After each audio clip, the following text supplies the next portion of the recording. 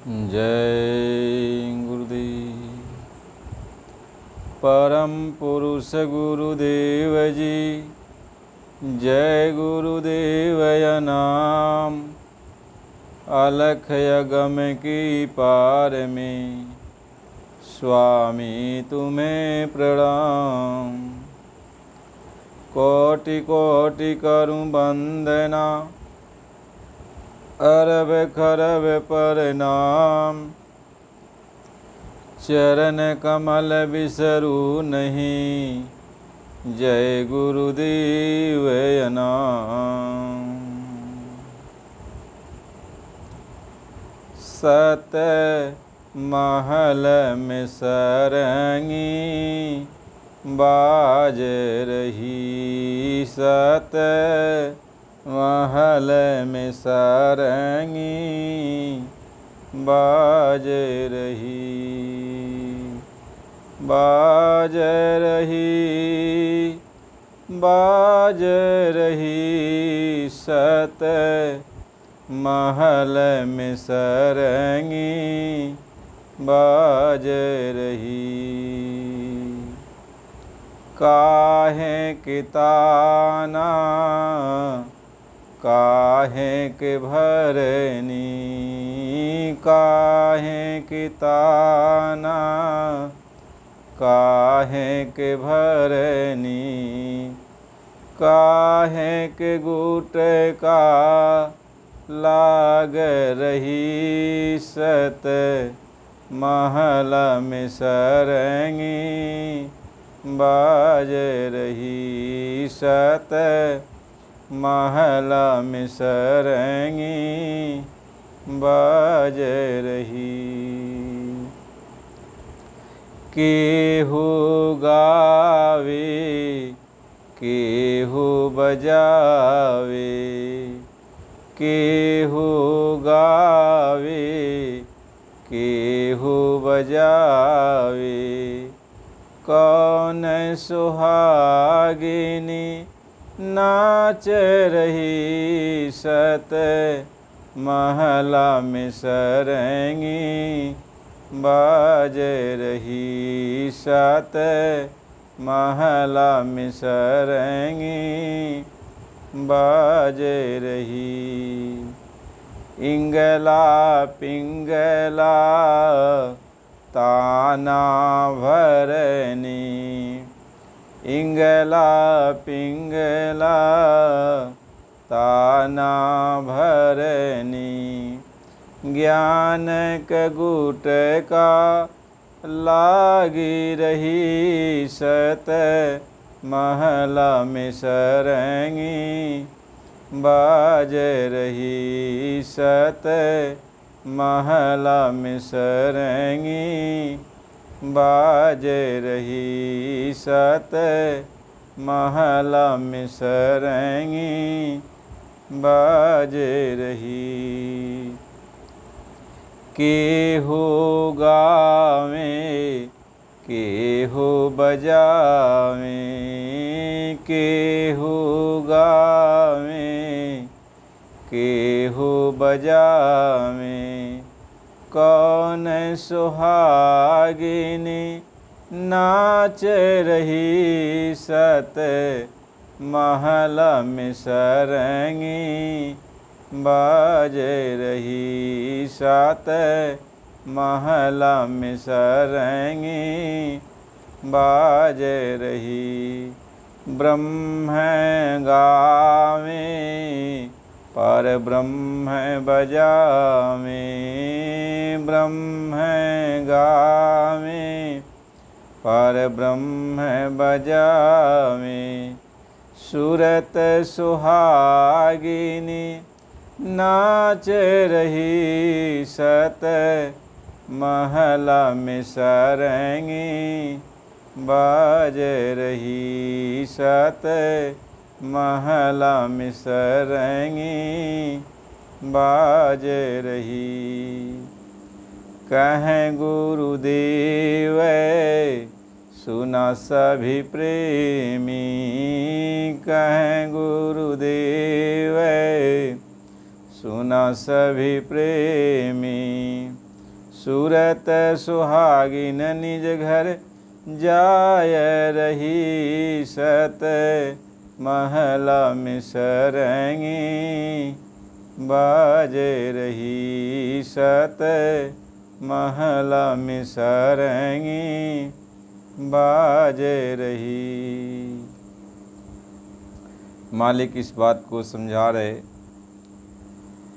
कि जब ये असुरत अंदर में नाम दीक्षा प्राप्त कर लेती है और नाम की कमाई करती है, तो अंदर में इसको मालिक की अलौकिक धुनें सुनाई पड़ने लगती हैं।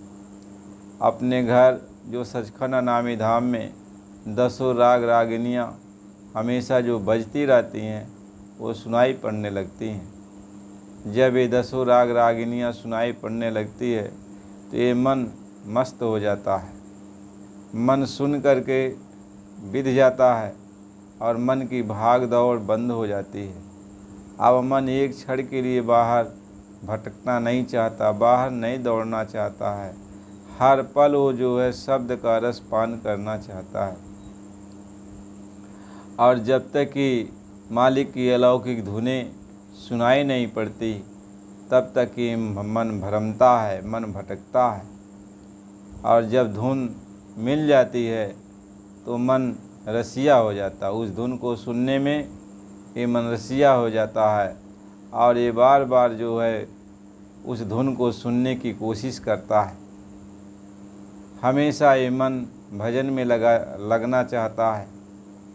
इसलिए जब तक धुनें प्रकट नहीं होती हैं तब तक मन भागता है। मालिक इस बात को समझाते हैं कि लग करके सद्गुरु की दया मेहर ले करके तुम्हें इस नाम की कमाई करके अपने अंदर उस धुने को प्रकट कर लेना चाहिए जिसको सभी महापुरुषों ने प्रकट किया।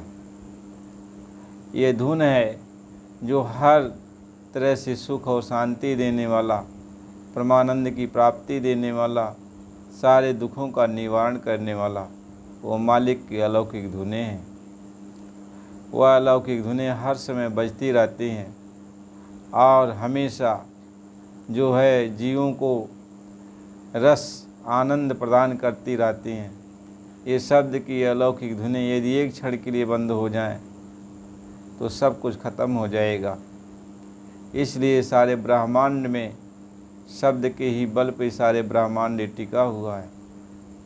उस धुन के बल पर ही सब कुछ टिका है। यह धुन ही आधार है।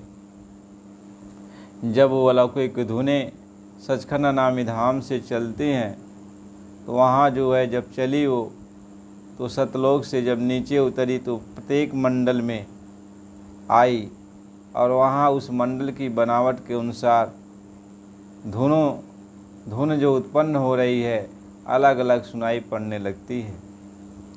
सचखंड नामी धाम से जब ये धुनें उतरती हैं महाकाल के देश में आती हैं तो वहाँ वो धुनें कुछ और वहाँ की बनावट के अनुसार जो है सुनाई पड़ने लगती हैं। वही धुनें जब नीचे और उतर के आती हैं तो उस मंडल की बनावट के अनुसार, पार ब्रह्म मंडल की बनावट के अनुसार वहाँ की धुनें वही धुन दूसरे ढंग से सुनाई पड़ने लगती है। जब वह धुनें नीचे ब्रह्मलोक में आती है तो वहाँ की बनावट के अनुसार वह धुनें उस रूप में सुनाई पड़ती हैं। ईश्वर के धाम में आती हैं तो ईश्वर लोक की बनावट के अनुसार वह धुनें जो है वहाँ के मंडल के अनुसार सुनाई पड़ती हैं। वही धुनें जब नीचे उतरकर दोनों आँखों के मध्य भाग में आती हैं तब वह धुनें जो है हमें आपको अनहद के रूप में सुनाई पड़ने लगती हैं। वह धुन तो एक है, एक रस है, लेकिन हर जगह हर मंडल में जैसा जब उतरती है तो उस मंडल में जैसा वहाँ की बनावट है उसके अनुसार वह बदलती हुई प्रतीत होती है, लेकिन वह धुन कभी बदलती नहीं है। वह एक रस रहता है, एक रस आता है। जैसे आप जो है कोई भी चीज़ हो, जब आप उसको बांसुरी आप स्वयं आपकी आवाज़ है, लेकिन जब आप बांसुरी बजाओगे तो बांसुरी की अंदर से जो आवाज़ें निकलेंगी वह अलग सुनाई पड़ता है, लेकिन आवाज़ तो आप ही की रहेगी। महात्मा ये समझाते हैं, इस तरीके से वह धुनि एक है। क्या यह धुन है धुरलोक अधर की, कोई पकड़े संत सिपाही। यह धुन अनामी धाम की अधुरलोक की है, और इसको कोई संत सिपाही ही यानी मालिक का प्यारा ही जो नामदान ले चुका है, गुरुमुख ही कोई इस धुन को पकड़ता है। इसलिए महापुरुष हमेशा ये समझाते हैं कि साधु शब्द साधना कीजिए, और यही शब्द से प्रगट भय सब, और सोई शब्द गहि लीजिए। ये समझाते हैं, आए प्यारे, सद्गुरु से नाम दीक्षा प्राप्त करने के बाद अब उस शब्द को पकड़ो जिस शब्द ने सारे जहान की रचना किया, खंड ब्रह्मांड की रचना किया। जो शब्द सबको बनाया हुआ है, सबको आधार दिया हुआ है, वो आदि शब्द है, उसको पकड़ो। वही शब्द सबको आधार देकर सबको चला रहा है, और उस शब्द को जब तुमने छोड़ दिया तब यहाँ तुम दुखी हो गई, तकलीफ़ में पड़ गई, नाना प्रकार का तुम्हें कष्ट उठाना पड़ रहा है। इसलिए अब की बार संत सद्गुरु मिल गए तो अब की बार शब्द की साधना कर लो, यानी शब्द को पकड़ लो और अपने घर निकल चलो। कहीं साधु शब्द साधना कीजिए, और यही शब्द से प्रगट भय सब, और सोई शब्द गहि लीजिए। कहा तो उसी शब्द को पकड़ लो। शब्द ने ही सारे जहान की रचना किया, खंड ब्रह्मांड की रचना किया, लोक आलोक की रचना किया। शब्द ही सबको बनाया है, शब्द ही सबको बनाया है। उसी को कहते हैं आदि सच जुगाद सच, नानक होसी सच। वह आदमी सच है, जुगो जुगाद में सच है, वह सत्य है। उस शब्द को पकड़ो। वह शब्द आपके हमारे सबके जितने भी आत्माएं हैं, सबके दोनों आँखों के पीछे जहाँ पे आत्मा बैठी है धुनकारे मार रहा है, आवाज़ दे रहा है। और जब हम शब्द को छोड़ दी तब हमको नाना प्रकार का ये तकलीफ़ उठाना पड़ रहा है। महात्मा ये समझाते हैं, इस सनातन मार्ग को तुम पकड़ लो, इस शब्द को तुम पकड़ लो। द वर्ड इज गॉड और गॉड इज वर्ड। शब्द ही वो परमात्मा है और परमात्मा ही वो शब्द है। शब्द को पकड़ लो। जब शब्द को पकड़ लोगे तब तो जान पाओगे शब्द क्या है। यह कहने सुनने का विषय नहीं होता, यह सिर्फ अनुभव करने का विषय होता है। जब कोई अनुभव करता है, क्यों कि आत्मा भी शब्द रूप है और परमात्मा भी शब्द रूप है। आत्मा जब शब्द रूप से परमात्मा को पकड़ती है तब आत्मा को आत्मिक अनुभव होता है। और जब तक हम देह रूप में हैं तब तक हम शब्द की परख पहचान नहीं कर सकते। इसलिए जो शब्द हमको सुनाई पड़ता है, जब हम शब्द को सुनते हैं तो शब्द को सुनते सुनते हमारा जो देह का जो बंधन है ये ढीला हो जाता है। जैसे सांप केचुली को छोड़ के आगे निकल जाता है, ऐसे शब्द की कमाई करने से, शब्द को सुनने से ये आत्मा तन रूपी पिंजड़े को छोड़ देती है। जब तन रूपी पिंजड़े को छोड़ देती है फिर ये शब्द की कमाई करती है, फिर वही शब्द मन रूपी पिंजड़े को छुड़ा देता है। तो तन का भी पिंजड़ा छूट जाता, फिर मन का भी पिंजड़ा छूट जाता। फिर ये आत्मा जो है फिर उसी शब्द की कमाई करती है। तब इसके ऊपर जो कारण पर पिंजड़ा है, जो कारण बीज है, ब्रह्म पिंजड़ा, वह भी छूट जाता है। जब ये सारे पिंजड़े शब्द की कमाई से, शब्द को सुनने से छूट जाते हैं, शब्द ही कहते हैं शब्द कर्म की रेख कटावे, शब्द शब्द से जाए मिलावे, शब्द घाट तो घट में देख, और शब्द शब्द पिया को पेक। वो शब्द ही है जो आपको जो है हर तरह से संभाल कर रहा है और आपके हर कर्मों को शब्द ही धो रहा है। वो शब्द की तू कमाई कर। महात्मा इस बात को सुनाते हैं, इस बात को समझाते हैं, जब आपके ऊपर से सभी पिजड़े, तन मन के पिजड़े, कारण पिजड़े जब उतर जाते हैं, तब ये शब्द निखालिस हो जाता है, आत्मा निखालिस हो जाती है। अब इसके ऊपर कोई पिजड़ा नहीं रह जाता। अब ये आत्मा मानसर में स्नान करती है, वहाँ पे स्नान करती है तो अपने रूप में आ जाती है। यानी आत्मा का जो स्वरूप है वह शब्द रूप है, और आत्मा वहाँ जो है शब्द रूप में हो जाती है, अपने रूप में आ जाती है। और जब अपने रूप में आ जाती है तो वो शब्द जो अपने रूप में है, और आत्मा जब अपने रूप में आ जाती है तो शब्द शब्द की पहचान हो जाती है। आत्मा अपने शब्द को पकड़ लेती है, शब्द से मिलाप हो जाता है, और शब्द को पकड़ के तब अपने निज घर चलती है।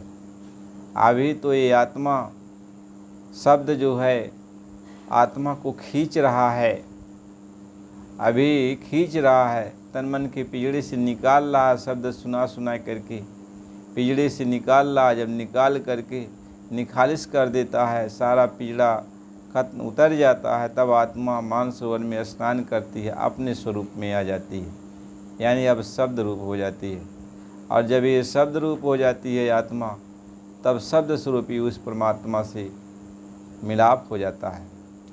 आप कहते हैं कि अब शब्द से मिल गई आत्मा, और शब्द कहें कि अब शब्द जब मिल जाती है मानसरोवर में, तो मिलाप होकर के यानी एक होकर के, इसी को कहा कि गुरु और शिष्य भय एका, नाम धुनियात्मक देखा। गुरु और शिष्य एक हो जाते हैं, यानी वहाँ 10वीं गली में दोनों एक होकर के, वहाँ जो 10वां द्वार है, वहाँ से जब पार होना होता, अपने घर जाना होता, कहें दो पर्वत के संध निहारो और भवन गुफा से संत पुकारो, यानी उस मध्य भाग से 10वें दरवाजे से जब आत्मा चलती है तो एक होकर चलती है, यानी शब्द में मिलकर चलती है, शब्द में मिलके चलती है। जो शब्द आ रहा है उसमें मिल जाती है आत्मा, यानी एक रूप हो जाती है, एक जात की हो जाती है। तब वो अपने देश सचखंड नामी धाम चलती है।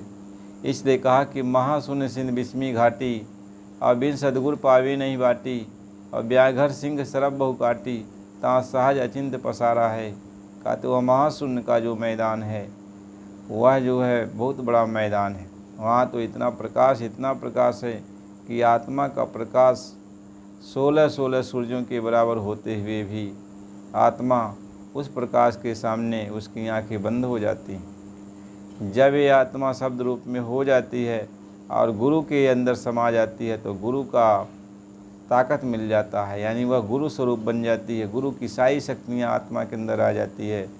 अब आत्मा जो है उस मैदान को पार कर जाती है।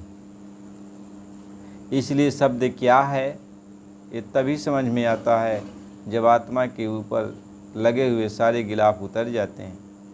सारे गिलाफ जब उतर जाते, सारे कपड़े उतर जाते हैं, अब आत्मा जब शब्द रूप हो जाती है, तब शब्द की पहचान करती है। वैसे शब्द की पहचान कोई कर नहीं सकता। वह शब्द की पहचान तभी होती है जब ये आत्मा शब्द रूप हो जाती है।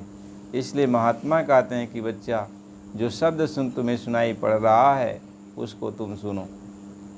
शब्द क्या है ये तुम्हें घट में पता चलेगा। कहें शब्द घाट तू घट में देख, और शब्द ही शब्द पिया को पेक।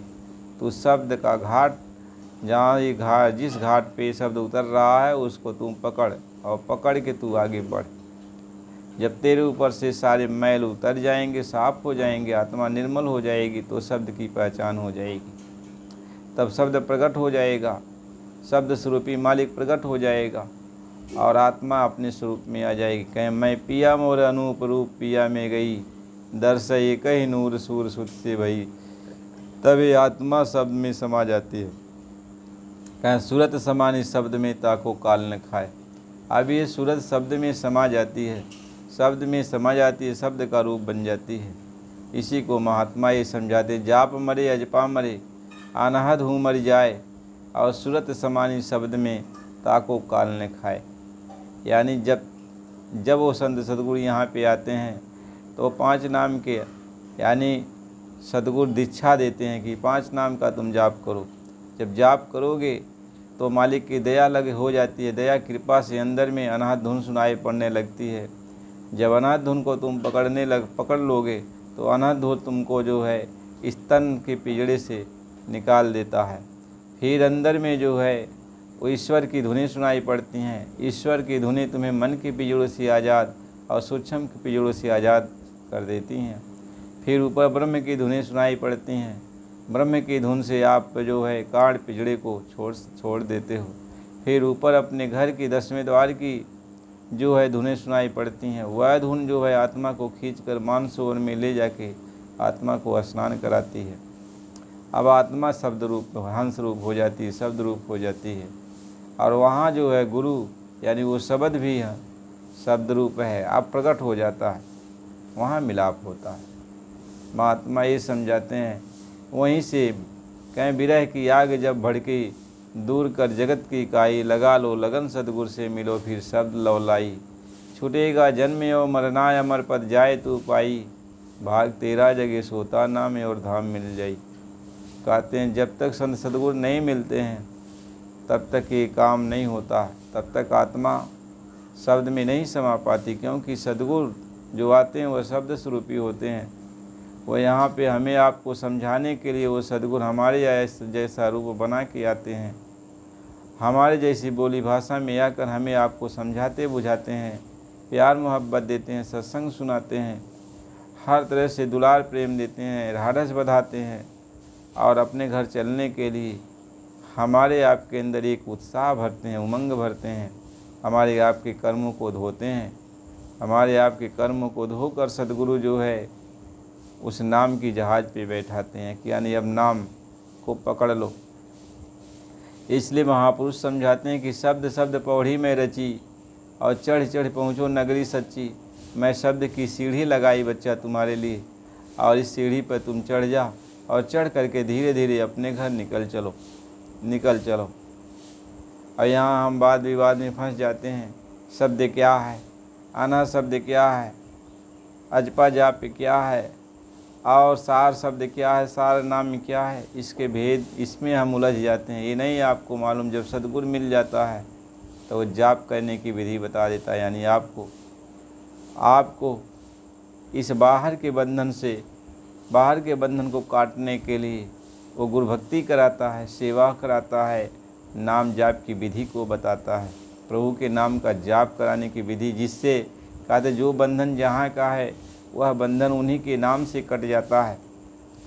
ईश्वर के बनाए हुए जितने भी बंधन हैं, जब हम ईश्वर के नाम का जाप करेंगे तो उनके द्वारा ये बंधन काट दिए जाते हैं। जो बंधन जहाँ जैसा है बंधा हुआ वहाँ वो सद्गुरु काट देते हैं। इस तरीके से नाम जाप करने के बाद तब वो ईश्वर की ध्वनि मिल जाती है। ईश्वर की ध्वनि अंदर के बंधन को काट देती है। महात्मा ये समझाते हैं। तो जाप जब ख़त्म हो जाता तो अनहद मिल जाता। अजपा जाप का मतलब होता है अपने आप वो धुनें चलने लगती हैं। जाप करते करते अपने आप बिना कुछ कहे अंदर वो नाम चलता रहता है, उसको अजपा जाप कहते हैं। अब इसके बाद जो है अनहद धुन सुनाई पड़ने लगती है, ईश्वर की धुनें आने लगती हैं। ईश्वर की धुन को सुनते हुए हम यहाँ जितने भी कर्म बंधन में बंधे इस कर्म बंधन से आज़ाद हो जाते हैं। महात्मा ये समझाते हैं कि जहाँ जैसा जो चीज़ है उसको उसी के अनुसार जो है महात्मा साल्प करते हैं, उसको हल करते हैं। अब आप समझते नहीं हो, समझना चाहिए। बंधन जहाँ का है वहाँ का बंधन काटना पड़ेगा, नहीं कट जाता है। ईश्वर की आवाज़ से यहाँ का बंधन, तीनों लोक का बंधन कट जाता है। ब्रह्म की आवाज़ से जो है कारण बंधन कट जाते हैं, यानी वो शब्द ही है। और इसके बाद जब पाया ब्रह्म की आवाज़ मिलती है तो आत्मा को साफ सुथरा करके मानसरोवर में आत्मा स्नान कर लेती है। ये ध्वनियाँ हैं। महात्मा ये समझाते हैं। इसके बाद आत्मा जो है जब अपने रूप में आ जाती है तो वहाँ से जो है कहें दो पर्वत के संग निहारो, भंवर गुफा से संत पुकारो, अपने धुन की अपने देश की खबर आने लगती है। उस धुन को ये आत्मा पकड़ लेती है, शब्द में समा जाती है। तो शब्द तो वहाँ मिलेगा, शब्द में आत्मा, यानी वो जब जो शब्द स्वरूपी सदगुरु यहाँ पे आया है उससे मिलाप आपका जो है 10वें द्वार में ही होता है। जब 10वें द्वार में आप पहुँचोगे तो शब्द गुरु से मिलाप होता है, यानी मिलना होता है, यानी सच्चे माने में आत्मा वहाँ मिल जाती है। जब आत्मा के ऊपर से सारे पिजड़े उतर जाते हैं, साफ़ सुथरी आत्मा हो जाती है, सुहागिन बन जाती है, तब वो शब्द स्वरूपी सदगुरु में आत्मा समा जाती है। कहीं मैं मिल जाए पाए पी अपना, तब मेरी पीर बुझानी, मैं अपने पिया में अपने सदगुरु में मिल गई, मेरी दर्द ख़त्म हो गई, अब सदगुरु के साथ मैं अपने देश चल रही, अनामी धाम चली जाती है, अपने घर सचखंड चली जाती है। महात्मा इस बात को समझाते हैं। इसलिए हमें आपको सबको चाहिए गुरु की सेवा करें, गुरु की सेवा करो, गुरु सेवा कर गुरु रिझाओ। आओ तुम इस ढंग में, ये ढंग अपना लो, तुम गुरु की सेवा करो, गुरु की भक्ति करो। गुरु को तुम मानुष मत समझो, गुरु वो कुल मालिक है, यहाँ पे आया है समझा बुझा करके, और जो हमें आपको उस शब्द में लगा रहा है, हमारे आपके ऊपर से लगी हुई मैल को साफ कर रहा, अपने घर सचखंड अनामी धाम के लिए वो तैयारी कर रहा है कि चलो बच्चा अपने देश चलो, यहाँ रहने की ज़रूरत नहीं, यहाँ बड़ा कष्ट है, तकलीफ़ है। तो महात्मा तो इस बात को समझाते हैं। इसलिए प्रेमी भाई बहनों, आप सत्संग ज़रूर सुना करो। और आप नए हो, अभी पहली बार सत्संग सुन रहे हो, तो चैनल को सब्सक्राइब कर दीजिए, लाइक कर दीजिए, कमेंट में जय गुरुदेव ज़रूर लिखना, मालिक का प्यार भरा शब्द ज़रूर लिखना चाहिए। और आप लाइक करो, बराबर सत्संग आप सुना करो, गुरु महाराज की कृपा से सत्संग बराबर मिलता रहेगा। इसलिए प्रेमी भाई बहनों, आपके हम बहुत आभारी हैं कि आप लोग सत्संग सुन रहे हो। इससे क्या होगा, आत्मा जाग जाएगी। और देखो, वाद विवाद में नहीं फंसना चाहिए। ये जो मार्ग है संतों का, यह तर्क का मार्ग नहीं है, ये तर्क वितर्क का मार्ग नहीं है, ये तो प्रेम प्यार का मार्ग है, विश्वास का मार्ग है, ये भक्ति मार्ग है। इसको पकड़ लोगे, धीरे धीरे अनुभव होते हुए अपने घर निकल चलोगे। जय गुरुदेव।